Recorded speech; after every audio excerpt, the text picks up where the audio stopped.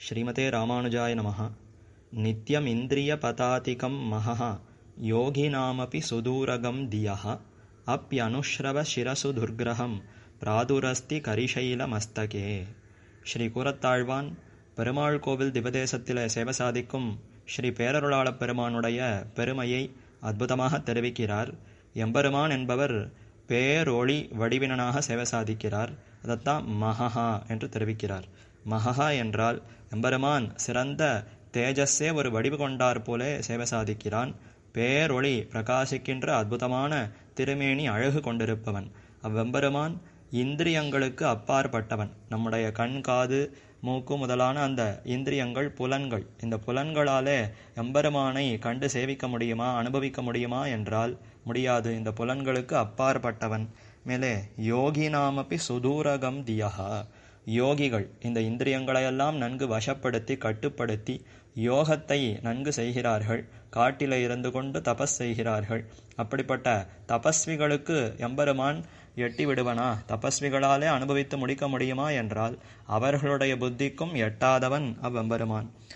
அனுஷ்ரவ சிரசு துர்கிரகம் என்றால் வேதாந்தங்கள், வேதத்தினுடைய சிரசு என்று கொண்டாடப்படுகிற உபனிஷத்துக்கள், அந்த உபனிஷத்துக்களாலும் இப்படிப்பட்டவன் எம்பெருமான் என்று எம்பெருமானுடைய தன்மையை முழுவதுமாக கூற முடியாது. அப்படிப்பட்ட பெருமை கொண்டிருக்கும் அந்த எம்பெருமான் பிராதுரஸ்தி கரிசைல மஸ்தகே, இதோ வேழமலை ஹஸ்திகிரி அந்த மலையினுடைய சிகரத்திலே எம்பெருமான் தீபம் போலே பிரகாசிக்கிறான். அனைவருக்கும் எட்டக்கூடியவனாய் தம்முடைய சௌலபியத்தை வெளிப்படுத்தி கொண்டு சர்வ சுலபனாக எம்பெருமான் எழுந்தருளி இருக்கிறானே. இன்னாரினையாருங்கிற வேறுபாடில்லாமல் அனைவரும் கண்டு சேவிக்குமா போலே அவ்வெம்பெருமான் பிரகாசிக்கிறான். ஆக இது எப்பேற்பட்ட குணம் என்று அதில் ஈடுபட்டு கூரத்தாழ்வான் அவ்வெம்பெருமானுடைய பெருமையை அற்புதமாக இதிலே விளக்குகிறார். பெருமாள் கோவில் திவதேசத்திலே தற்பொழுது எம்பெருமானுக்கு வையம் கண்ட வைகாசி பிரம்மோற்சவம் சிறப்பாக நடைபெற்று கொண்டிருக்கிறது. இன்றைய தினம் பிரம்மோற்சவத்தினுடைய 7ஆம் நாள். இன்றைய தினம் பெருமான் பெரிய திருத்தேர் உற்சவத்தை கண்டருளுகிறார். ஸ்ரீ ரதோத்சவம், உயர்ந்த திருத்தேர், வானலாவி உயர நெடுகி நிற்கும் அந்த பெரிய திருத்தேருக்கு நடுவிலே எம்பெருமான் அங்கே உபய நாச்சிமார்களோடு எழுந்தருளி அனைவரையும் குளிர கட்டாட்சிக்கிறார். திருத்தேர் உற்சவம் என்று சொன்னாலே அப்போ ஊரில் இருக்கிற அத்தனை பேருக்குமே ஆனந்தம். ஏனென்றால் இந்த திருத்தேர் உற்சவத்தில் தான் அத்தனை பேருக்கும் தொண்டு கைங்கரியம் கிடைக்கிறது. இந்த பிரம்மோற்சவத்தில் எம்பெருமான் பல வாகனங்களிலே புறப்பாடு கண்டருளுகிறார். அப்படி எம்பெருமான் பல வாகனங்களிலே எழுந்தருளும் பொழுது ஸ்ரீபாதம் தாங்கிகள் அவர்களுக்கு மட்டும்தான் எம்பெருமானை எழுந்தருள பண்ணுகிற அந்த கைங்கரியம்ங்கிறது கிட்டுகிறது. சில அடியார்கள் எம்பெருமானுக்கு நெருக்கமாக இருந்து கொண்டு தொண்டு புரிகிறார்கள். ஆனால் இந்த திருத்தேர் உற்சவம்னு சொன்னால் ஊர் கூடி இழுப்பதுதானே திருத்தேர். ஆகவே ஊரில் இருக்கிற அத்தனை ஜனங்கள் அத்தனை பேரும் வந்து திரளாக இருந்து இந்த உற்சவத்திலே பங்கு கொள்ளுகிறார்கள்.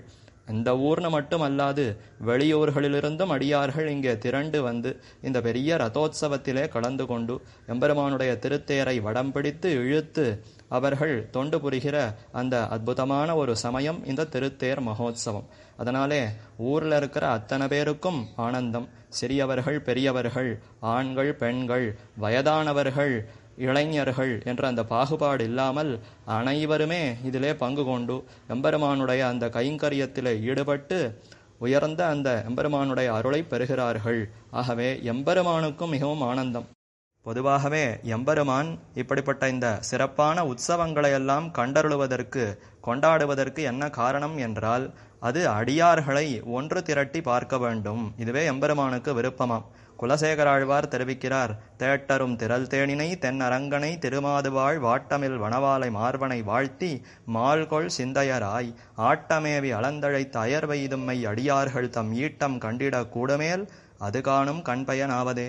நம்முடைய கண்களுக்கு எது சிறந்த பயன், எதை பார்ப்பது இந்த கண்ணுக்கு முக்கியமான பயன் என்றால் அது அடியார்களுடைய ஈட்டம். எம்பெருமான் திறத்திலே தங்களுடைய மனதை செலுத்தியவர்களாய் எப்பொழுதும் எம்பெருமானுடைய அந்த நாமங்களை சொல்லி சந்தோஷத்தோடு ஆடி பாடி கொண்டிருக்கிற அந்த மெய்யடியார்கள், அவர்களுடைய அந்த கூட்டம், அந்த அடியார்கள் ஒன்று திரண்டு எம்பெருமானை அனுபவிப்பது என்பதே அவ்வளவு ஆச்சரியமாய், அத்தனை ஆனந்தகரமாய், சுகமாக இருக்கும். அப்படிப்பட்ட அந்த அடியார்களுடைய திரளை இந்த கண்களாலே காண வேண்டும். அதுதான் இந்த கண்களுக்கே முக்கியமான பயன் என்று தெரிவிக்கிறார். ஆக அப்படிப்பட்ட அடியார்களை பார்க்க வேண்டும் என்பது ஆழ்வார்கள் ஆசைப்படுவது மட்டுமல்ல, இவ்விடத்துல எம்பெருமானே அதையே ஆசைப்படுகிறார். தம்முடைய அடியார்கள் அப்படி ஒன்று திரண்டு தன்னுடைய அந்த உற்சவத்திலே பங்கு கொண்டு அவர்கள் அத்தனை பேரும் அருளை பெற வேண்டும் என்று எம்பெருமான் விருப்பப்படுகிறார். அதற்கு இந்த ஸ்ரீ ரதோத்சவம், பெரிய திருத்தேர் என்பது ஒரு அற்புதமான வாய்ப்பல்லவா? மற்ற வாகனங்களிலே எழுந்தருளும் பொழுது யாரோ சில ஸ்ரீபாதம் தாங்கிகளுக்கு மட்டும்தான் கைங்கரியம். ஆனால் இந்த திருத்தேர் உற்சவம்னு சொன்னால் எத்தனை பேருக்கு இந்த திருத்தேரை வடம்பிடித்து இழுப்பதிலே பங்கு அது அவர்களுக்கு கிடைக்கிறது. அத்தனை பேரும் தொண்டு செய்து எம்பெருமானுடைய அருளை பெறுகிறார்கள். ஆக திருத்தேர் மகோத்சவம் என்றாலே எம்பெருமானுக்கு மிகவும் ஆனந்தம். இதற்காக பெருமாள் தம்மையே விசேஷமாக அலங்கரித்துக் கொள்ளுகிறார். பிரத்யேகமாக சிக்குத்தாடு என்கின்ற அழகான தலைப்பாகையை எம்பெருமான் சாத்திக் கொள்ளுகிறார். எம்பெருமானுடைய திருமுடிக்கு மேலே உயர்ந்த அந்த முல்லை புஷ்ப சரம், அதை சுற்றி அதற்கு மேலே சிவப்பு நிற பட்டாடையாலே போர்த்தி அதை அழகான ஒரு தலைப்பாகை அந்த கொண்டையாக பெருமாளுக்கு சாத்துவர்கள். அதற்கு மேலே திவ்யமான திருவாபரணங்கள், சூரியன், சந்திரன், கலிகத்துராய் முதலான அந்த ஆபரணங்களை எல்லாம் சாற்றுவர்கள். மேலே எம்பெருமான் உயர்ந்த பட்டாடை பீதாம்பர வஸ்திரத்தை சாத்திக் கொண்டு உயர்ந்த அந்த திவ்ய ஆபரணங்களையெல்லாம் சாத்திக் கொள்ளுவார். நறுமணம் மிக்க சந்தனத்தை தம்முடைய திருமார்பு, திருமுதுகிலே, திருத்தோளிலெல்லாம் சார்த்திக் கொள்ளுவார். மேலே உயர்ந்த செண்பகம், மல்லிகை முதலான அந்த வாசன புஷ்பங்கள், உயர்ந்த புஷ்ப மாலை, அதை அத்தனையும் சாத்திக் கொள்ளுவார். எம்பெருமானுக்கு அருகே உபயநாச்சிமார்கள், அவர்களும் திவ்ய ஆபரணங்களோடு அந்த மலர் மாலைகளோடு சேவை சாதிப்பார்கள். எம்பெருமான் விடியற்காலை சுப முகூர்த்தத்திலேயே இந்த திருத்தேர் மகோத்சவத்திற்காக அதிவேகமாக புறப்படுகிறார். தம்முடைய திருக்கண்ணாடியறையிலிருந்து அதிவேகமாக விரைவாக தம்முடைய நடையழகை காட்டிக்கொண்டு எழுந்தருளுகிறார். இதை திருத்தேர் நடை என்றே கொண்டாடி அத்தனை அடியார்களும் திரளாக இருந்து சேவிப்பர்கள். எம்பெருமான் தம்முடைய திருக்கண்ணாடியறையிலிருந்து புறப்பட்டு எழுந்தருளுகிற அந்த அதிவேகமான நடையழகை சேவிப்பதற்காகவே பல்லாயிரக்கணக்கான அடியார்கள் இவ்விடத்திலே ஒன்று கூடி இருந்து இரு பக்கத்திலும் திரண்டு இருந்து சேவிப்பார்கள். இந்த திருத்தேர் என்பது எவ்விடத்தில் இருக்கும்னா, தேரடி என்கிற அந்த இடத்திலே தான் இந்த பெரிய திருத்தேர் அங்கே நிலை கொண்டு இருக்கும். இந்த தேரடி என்பது எம்பெருமானுடைய அந்த சன்னதியிலிருந்து எவ்வளவு தூரம்னா, கிட்டத்தட்ட 2.5 கிலோமீட்டர் தூரத்திற்கும் மேலாக அந்த நீளம், அந்த தொலைவு அமைந்திருக்கிறது. அவ்வளவு தூரம் எம்பெருமான் எழுந்தருளுகிறான். எழுந்தருளுகிற அந்த வேகம் எப்படி இருக்கும்னா, அன்றொரு நாள் அந்த கஜேந்திரம்ங்கிற அந்த யானையை ரட்சிப்பதற்கு எவ்வளவு வேகமாக எம்பெருமான் எழுந்தருளினாரோ, பராசர பட்டர் அந்த சமயத்தில் அந்த எம்பெருமானுடைய வேகத்திற்கு நமஸ்காரம் என்று தெரிவிக்கிறார். பகவதஸ்துவராயை நமஹ. கஜேந்திரன் என்கிற அந்த ஒரு யானை, அதனுடைய காதல் அன்புக்கு வயப்பட்டவனாய் எம்பெருமான் கருடாரூடனாக எழுந்தருளினான். அப்படி எழுந்தருளும் பொழுதோ கருடாழ்வாருடைய வேகம் போரவில்லை என்று இன்னும் வேகமாக அவனை விரட்டி கொண்டு ஓடோடி வந்தாராம். அப்படிப்பட்ட அந்த வேகத்திற்கு நமஸ்காரம் என்று பராசர பட்டர் தெரிவிக்கிறார். அன்று அந்த கஜேந்திரன்கிற யானை, ஒரு யானையை ரட்சிப்பதற்காக எம்பெருமான் அத்தனை வேகத்தோடு ஓடி வந்தான். இன்றோ இந்த பெரிய திருத்தேர் மகோத்சவத்திலே பல்லாயிரக்கணக்கான அடியார்கள் வந்து தொண்டு செய்ய இருக்கிறார்கள். அந்த தொண்டை ஏற்க வேண்டும் என்கிற அந்த ஆனந்தம், அந்த களிப்போடு எம்பெருமான் இன்னும் மிக வேகமாக விரைவாக எழுந்தருளுகிறான். சஹஸ்ரநாமத்திலே பீஷ்மாச்சாரியர் தெரிவிக்கும் பொழுது வரதோ வாயுவாகனஹா என்று தெரிவிக்கிறார். அடியார்களை ரட்சிக்கின்ற வரதனாகிற எம்பெருமான் அதிவேகமாக, வாயு காற்றை விட இன்னும் வேகமாக எழுந்தருளுகிறார் என்று தெரிவிக்கிறார். அப்படிப்பட்ட வேகத்தைத்தான் இன்றைய தினம் பெருமான் அடியார்களுக்கு தம்முடைய அந்த திருத்தேர் நடையிலே காட்டிக் கொடுக்கிறார். பெருமாள் விடியற் காலையிலேயே தம்முடைய திருக்கண்ணாடியறையிலிருந்து புறப்படுகிறார். பெரிய அதிர்வேட்டு போடப்பட்டு தோ எம்பெருமான் புறப்பட்டு விட்டாருங்கிற அந்த அறிவிப்பு செய்யப்படும். அந்த க்ஷணத்திலேயே அத்தனை அடியார்களும் ஒன்று திரண்டு எம்பெருமான் எழுந்தருளுகிற அந்த வீதி முழுக்க அடியார்கள் நிறைந்திருப்பார்கள். சிறியவர்கள் பெரியவர்கள் என்ற அந்த பாகுபாடு இல்லாமல் அத்தனை பேரும் ஒன்று திரண்டு இரு பக்கத்திலும் நின்று கொண்டு எங்கே எம்பெருமான் எழுந்தருளுகிறார்னு எதிர்பார்த்து கொண்டு நிற்பார்கள். எம்பெருமான் வேக வேகமாக தம்முடைய சன்னதியிலிருந்து புறப்படுவார். எதிரே அத்தியாபக சுவாமிகள் நின்று கொண்டு அருளிச் செயல் சேவா காலத்தை தொடங்கி முன்னே சேவித்து கொண்டு செல்லுவார்கள். அவர்களைத் தொடர்ந்து நாதஸ்வரம் முதலான வாத்தியங்களை வாசித்து கொண்டு அடியார்கள் செல்லுவார்கள். அவர்களுக்கு பின்னே பர்ச்சாரகர் பெரிய திருமணியை சேவிப்பார். அவருக்கு பின்னே எம்பெருமான் தம்முடைய பேரொளியை பிரகாசித்து கொண்டு தைதீப்யமான தன்னுடைய அந்த உயர்ந்த திவ்ய அழகையெல்லாம் காட்டிக்கொண்டு பெரிய 2 திருவெண்கொற்ற கொடைகளுக்கு அடியே எம்பெருமான் எழுந்தருளுகிறார். ஸ்ரீபாதம் தாங்கிகள் அந்த எம்பெருமானை ரொம்ப அற்புதமாக எழுந்தருள பண்ணுவார்கள். எவ்வளவு வேகமாக எழுந்தருளுவார்னா அடுத்த அடி அடுத்த அடி அடுத்த அடின்னு முன்னோக்கி கொண்டுதான் எம்பெருமான் செல்லுவார். அப்படி எழுந்தருளும் பொழுது ஒரு அடி கூட பின்னோக்கி வைப்பது என்பதே இருக்காது. மேலே வலதுபுறமாக இடதுபுறமாக நகர்வது என்பதும் இருக்காது. ஒரு வில்லிலிருந்து புறப்பட்ட அம்பானது எப்படி நேரே தன்னுடைய இலக்கை மட்டுமே நோக்கி செல்லுமோ, அந்த இலக்குக்கு சென்றுதான் நிற்குமோ, அதே போல எம்பெருமானும் தம்முடைய சன்னதியிலிருந்து புறப்பட்டவர் நேரே தம்முடைய இலக்கான திருத்தேரடி அதுவரைக்கும் சென்று அங்கு போய்தான் நிற்கிறார். அதுவரை வழியிலே எங்குமே நிற்பதில்லை. அவ்வளவு பெரிய வீதிகளையும் ரொம்ப வேகமாக கடந்து திருத்தேரடிக்கு வந்து நிற்கிறார். அவ்விடத்திலே திருவடி ஹனுமான் கோயில் கொண்டு சேவை சாதிக்கிறார். அந்த ஹனுமானுக்கு மரியாதைகளை செய்துவிட்டு திருத்தேரை வலமாக வருகிறார் எம்பெருமான். அவ்விடத்திலே அருளிச் செயல் கோஷ்டியானது சாற்றுமுறை செய்யப்படும். அதற்கு பின்னர் அந்த உயர்ந்த படிக்கட்டுகளிலே ஏறி எம்பெருமான் திருத்தேருக்குள்ளே நுழைகிறார். திருத்தேரனுடைய நடுப்பகுதியிலே அற்புதமான ஊஞ்சல், அந்த ஊஞ்சலிலே எம்பெருமான் எழுந்தருளி அனைவரையும் குளிர கட்டாட்சிக்கிறார். சாஸ்திரங்கள் இந்த ஜீவாத்மாவினுடைய உடல், தேகம், ஷரீரம் இதையே ஒரு பெரிய ரதம், தேர் என்று கூறுகிறது. ஆத்மானம் ரதினம் வித்தி ஷரீரம் ரதமேவது புத்திம் து சாரதிம் வித்யாத் மனப்பிரகிரஹ ஏவச்ச என்று தெரிவிக்கிறது. இவ்வளவு பெரிய உடல், இதுதான் தேர். இதற்கு நடுவே ஹிருதய கமலத்துக்குள்ளே இருக்கிற ஆத்மா, அவர்தான் இந்த தேரை உடையவர். அவர்தான் ரதி என்று அழைக்கப்படுகிறார். உடலிலே இருக்கிற அந்த புலன்கள், இந்திரியங்கள், அதுதான் இந்த தேரை இழுக்கிற குதிரைகளாக இருக்கிறது. அந்த குதிரைகளை கட்டுப்படுத்துகிற கடிவாளமாகிற கயிறு எதுன்னா அது நம்முடைய உள்ளம், மனதை கொண்டு சிந்திக்கிறோம். அதனாலே அந்த நல்ல சிந்தனைகளாலே இந்த இந்திரியங்களை எல்லாம் கட்டுப்படுத்த வேண்டும். சரி, நல்ல சிந்தனை எது, எது தீய சிந்தனை என்பது எப்படி தெரியும்னா அதற்குத்தான் புத்தி, அறிவு கொடுக்கப்பட்டிருக்கிறது. அந்த அறிவையே சாரதியாக, இந்த தேரை ஓட்டுபவனாக கொள்ள வேண்டும் என்று சாஸ்திரங்களிலே தெரிவிக்கப்பட்டிருக்கிறது. ஆக நம்முடைய உடல் என்பதே ஒரு தேராக அமைந்திருக்கிறது. இந்த தேர் சரியான பாதையிலே நடத்தப்பட வேண்டும்னு சொன்னால் அப்ப எம்பெருமானை இந்த திருத்தேரிலே எழுந்தருள பண்ண வேண்டும். ஏன்னா எம்பெருமான் இருந்தால்தான் இந்த தேர் சரியான பாதையிலே நடக்கும். வெறும ஜீவாத்மா மட்டும் இருந்து அதனுடைய அறிவாலே இந்த தேரை வழிநடத்தலாம்னு பார்த்தால் அது சரியான பாதையிலே செல்லாது. ஆழ்வாரை என்ன தெரிவிக்கிறார்னா, முன்னீர் ஞாலம் படைத்த எம் முகில்வண்ணனே அந்நாள் நீ தந்த ஆக்கையின் வழி உழல்வேன். எம்பெருமான் இந்த உடலாகிற தேரை தர்ம காரியத்திற்காக கொடுத்தார்.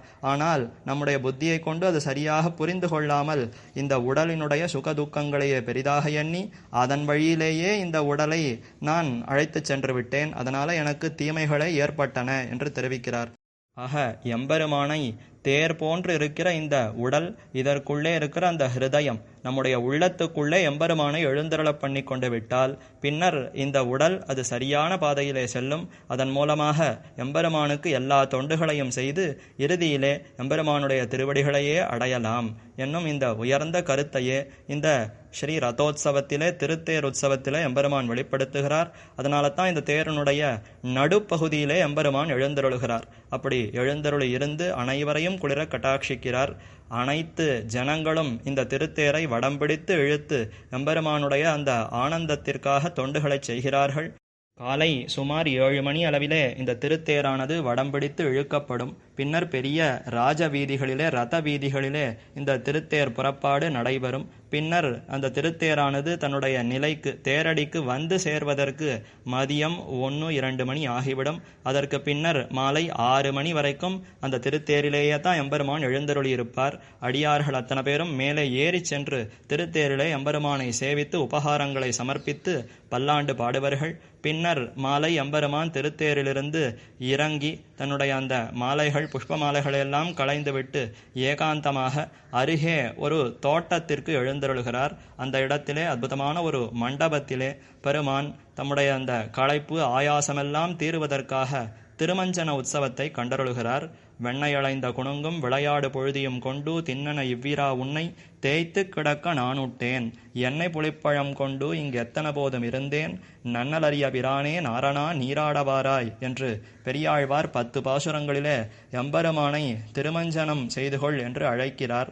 ஆழ்வாருடைய பிரார்த்தனைக்கு ஏற்ப ஸ்ரீ பேருளாளப் பெருமாள் இந்த திருத்தேர் உற்சவத்தினாலே ஏற்பட்டிருக்கிற அந்த களைப்பு சிரமம் அது அத்தனையும் தீரும் விதத்திலே திருமஞ்சனம் கண்டருளுகிறார். சந்தன காப்பு திருமஞ்சனம் கண்டருளிய பின்னர் எம்பெருமான் மீண்டும் புதிய பீதாம்பர வஸ்திரத்தை சாத்திக் கொண்டு அழகான சிக்குத்தாடை கொண்டையை சாத்திக் கொள்ளுகிறார்.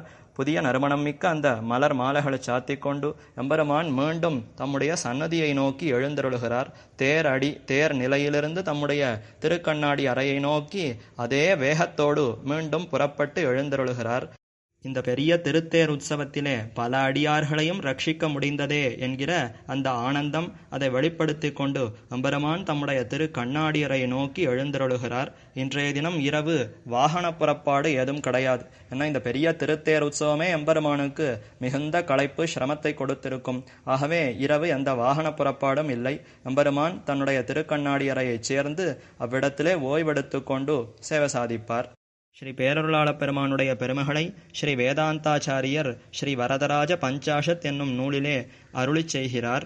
அதிலே 31வது ஸ்லோகம் த்வத்பக்திபோதம் அவலம்பிதும் அக்ஷமானம் பாரம்பரம் வரதகந்து மணீஸ்வராணாம் ஸ்வைரம் லிலங்கயிஷதாம் பவவாரிராஷிம் துவாமேவ கந்துமசி சேதுர் அபங்குரஸ்துவம் என்று தெரிவிக்கிறார்.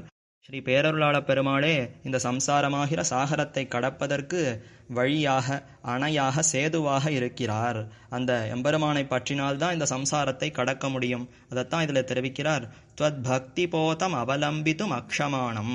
எம்பெருமானை அடைவதற்கு சாஸ்திரங்களிலே நிறைய வித்யைகள் உபாசனைகள் கூறப்பட்டிருக்கிறது. பக்தி யோகம், பக்தி மார்க்கத்தின் மூலமாக எம்பெருமானை அடையலாமே என்றால் அந்த பக்தியை கடைப்பிடிப்பது, அந்த பக்தியை வளர்த்து கொள்வது என்பது மிகவும் சிரமம். ஏன்னா கர்மயோகம் ஞான யோகத்தை செய்தால்தான் அதற்கு பின்னர் ஏற்படுவது பக்தி யோகம்.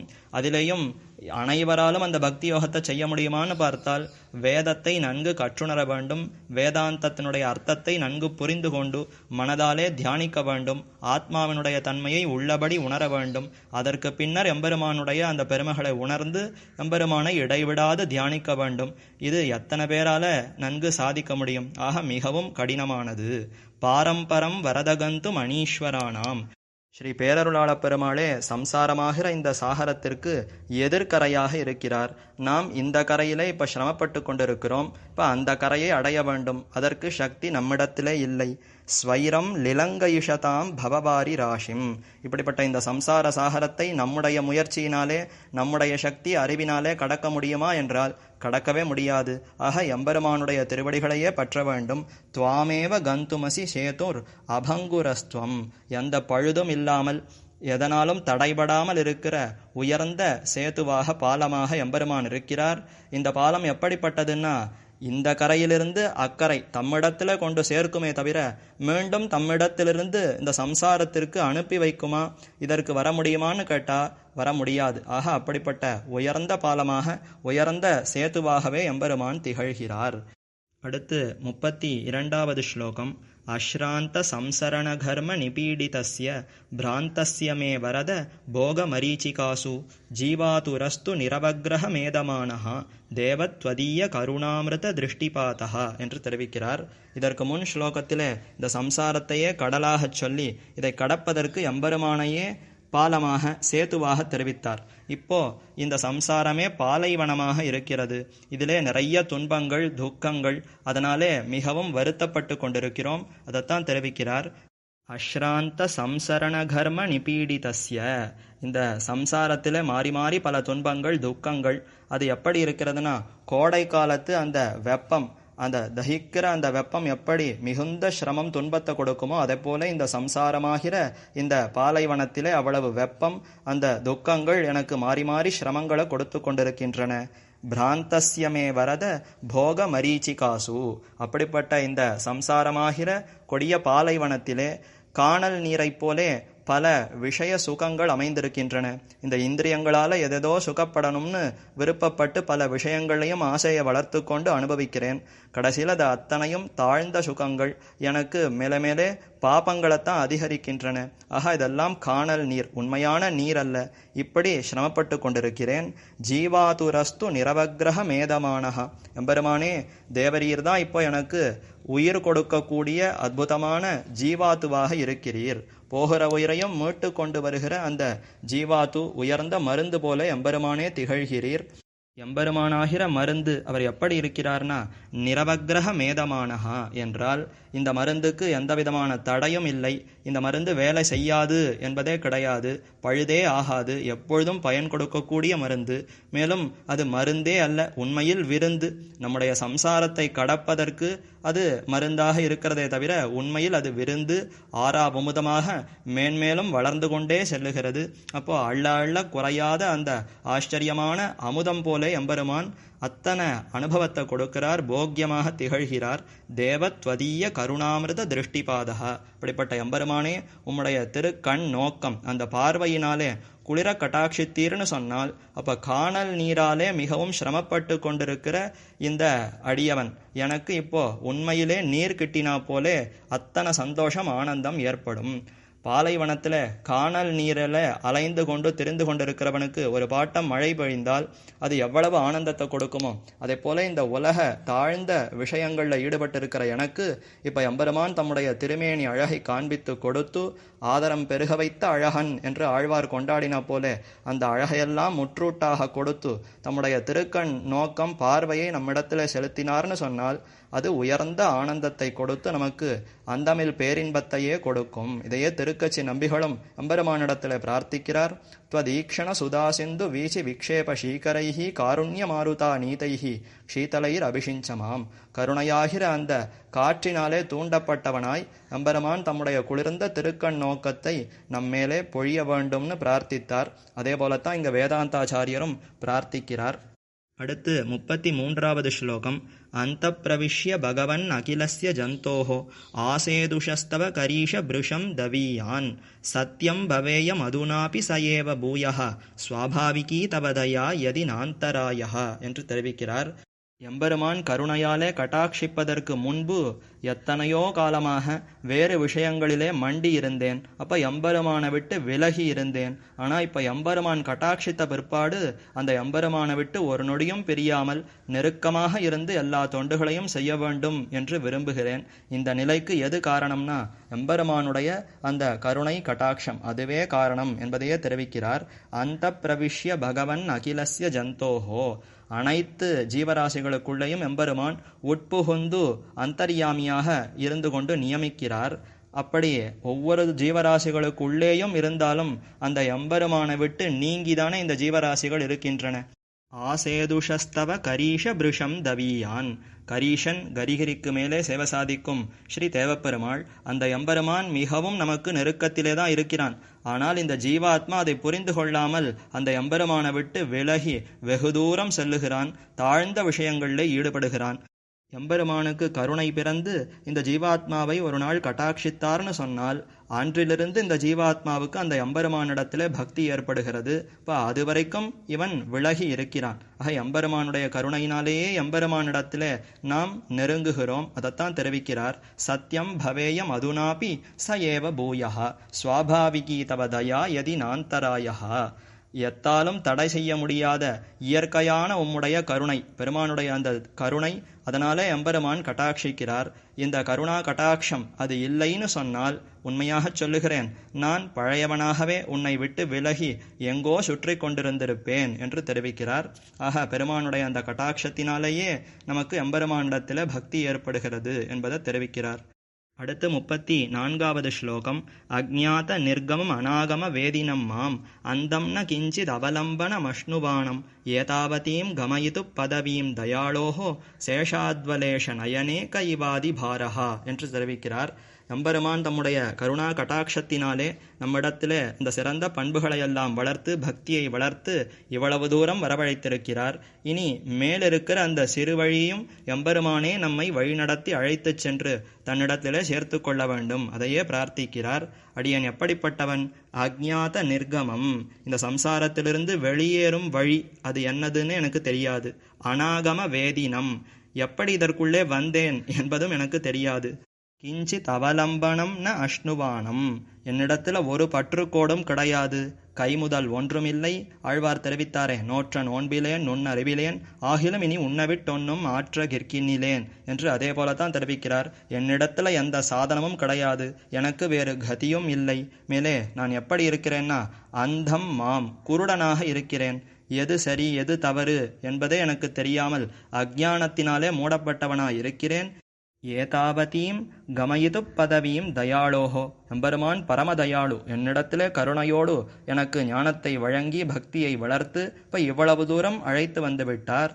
சேஷ அத்வலேஷ நயனே, இனி மீதி இருக்கும் அந்த சிறு வழி அது நடத்துவதில் எம்பெருமானே உமக்கு இவ அதிபாரகா, என்ன பெரும் சுமை உள்ளது. எங்கோ சம்சாரத்தில் தவித்து கொண்டிருந்த எனக்கு இப்போ உயர்ந்த ஞானம் அந்த பக்தியெல்லாம் வளர்த்து இவ்வளவு தூரம் அழைத்து வந்து விட்டாய். இனி மீதம் இருக்கிற அந்த சிறு வழி என்னை வழிநடத்தி சென்று உன்னுடைய திருவடியிலே சேர்த்து கொள்ளுவதற்கு உமக்கு என்ன சிரமம் என்ன கஷ்டம், அது பெரும் சுமையா அல்லவே. ஆக நீரே எம்மை வழிநடத்தி சென்று உம்முடத்திலே சேர்த்து கொள்ள வேண்டும் என்று பிரார்த்திக்கிறார். அடுத்து 35வது ஸ்லோகம். பூயோபி ஹந்த வசதிர் யதிமே பவித்ரி யாம்யாசு துர்விஷஹ விருத்திஷு யாதனாசு சம்யக் பவிஷ்யதி ததः சரணாகதானாம் சம்ரக்ஷிதேதி பிருதம் வரதத்வதீயம் என்று தெரிவிக்கிறார். எம்பெருமானிடத்திலே சாமர்த்தியத்தோடு தெரிவிக்கிறார். எம்பெருமானே உமக்கு பல விருதுகள் அமைந்திருக்கின்றன. ஸ்ரீநிதிம் நிதிமுபாரமர்த்தினாம் அர்த்திதார்த்த பரிதான தீட்சிதம் சர்வபூத சுஹൃதம் தயாநிதிம் தேவராஜ மதிராஜமாஸ்ரயே என்று ஸ்ரீ கூரத்தாழ்வான் உம்முடைய விருதுகளையெல்லாம் அழகாக அந்த ஸ்லோகத்திலே தெரிவிக்கிறார். இப்படி பல பெரியோர்களும் நீர் ரொம்ப சிறப்பானவர், பரமதயாளு பரமகாருணிகர் என்று கொண்டாடுகிறார். ஆகவே இப்ப எந்திரத்திலே அருள் செய்யாது உம்மால இருக்கவே முடியாது. பூயோபி ஹந்த வசதிர் யதிமே பவித்ரி யாம்யாசு துர்விஷவிருத்திஷு யாதனாசு, யமனைச் சேர்ந்த அந்த பொறுக்க முடியாத துன்பத்தை தருகின்ற அந்த நரகப்பட்டணம், அந்த நரகங்களிலே சென்று நான் இந்த கஷ்டங்களெல்லாம் அனுபவிக்க வேண்டும் என்பது எனக்கு ஏற்படுமே ஆயின், பெருமானே உன்னை பற்றிய பிற்பாடு எனக்கு இப்படிப்பட்ட அனுபவம் ஏற்படுகிறதுன்னு சொன்னால் இப்போ என்ன ஆகும் தெரியுமா? சம்யக் பவிஷ்யதி தத சரணாகதானாம் சம்ரக்ஷிதேதி பிருதம் வரதத்வதீயம். வரதனே, சரணாகத ரக்ஷகன் என்று நீர் பெயர் கொண்டிருக்கிறீர். இப்போ அந்த பெயர் உமக்கு நன்றாக பொருத்தமாக இருக்கப் போகிறது. உண்மையிலே உமக்கு பொருத்தமாக இருக்காது. உம்மை பற்றிய அடியவனான எனக்கு இப்போ நரக அனுபவம் ஏற்பட போகிறது, நான் நரகத்தில் துன்பப்பட போகிறேன்னு சொன்னால் அப்போ சரணாகதனான என்னை கைவிட்டு விட்டீர், ரட்சிக்கவில்லை என்பதுதானே ஆகும். எப்படி உமக்கு அந்த விருது பொருத்தமாக இருக்கும் என்று தெரிவிக்கிறார். ஆக அடியார்களை ஒரு காலம் கைவிடாதவன் ஸ்ரீ பேரருளாளப் பெருமாள். அந்த எம்பெருமானுக்கு பல்லாண்டு பாடி கைங்கரியங்களை செய்வோம். ஆழ்வார் திருவடிகளே சரணம், எம்பெருமானார் திருவடிகளே சரணம், ஜீயர் திருவடிகளே சரணம்.